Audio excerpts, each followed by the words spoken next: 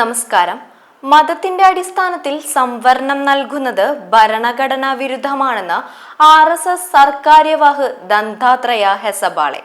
മുസ്ലിങ്ങൾക്ക് 4% സംവരണം നൽകുന്ന ബില്ലിനെ കർണാടക കോൺഗ്രസ് സർക്കാർ അടുത്തിടെ അംഗീകാരം നൽകിയതിനെ കുറിച്ചുള്ള ചോദ്യത്തിന് മറുപടിയായാണ് അദ്ദേഹം ഇക്കാര്യം വ്യക്തമാക്കിയത്. ഒരു മതത്തിനുള്ളിലെ പിന്നോക്ക വിഭാഗങ്ങൾക്ക് മാത്രമേ സംവരണം ബാധകമാകൂ.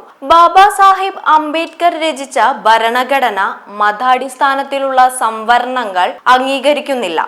അത്തരമൊരു വ്യവസ്ഥ നടപ്പിലാക്കാൻ ശ്രമിക്കുന്ന ഏതൊരു സംസ്ഥാനവും നമ്മുടെ ഭരണഘടനയുടെ സ്ഥാപക തത്വങ്ങൾക്ക് വിരുദ്ധമാണ് എന്നും അദ്ദേഹം അഭിപ്രായപ്പെട്ടു. 3 ദിവസങ്ങളായി നീണ്ടുനിന്ന അഖില ഭാരതീയ പ്രതിനിധി സഭയുടെ സമാപന ദിവസം മാധ്യമങ്ങളെ കണ്ട് സംസാരിക്കുമ്പോഴായിരുന്നു ഹെസബാളെ തന്റെ അഭിപ്രായം വ്യക്തമാക്കിയത്. രാഷ്ട്രീയ സ്വയം സേവക സംഘം മതാധിഷ്ഠിത സംവരണത്തിനെതിരാണെന്നും അദ്ദേഹം കൂട്ടിച്ചേർത്തു. കർണാടക നടത്തിയത് പോലുള്ള ശ്രമങ്ങൾ മുൻപ് ആന്ധ്രാപ്രദേശും മഹാരാഷ്ട്രയും നടത്തിയിട്ടുണ്ടെങ്കിലും കോടതി ആ തീരുമാനം റദ്ദാക്കിയതാണ്.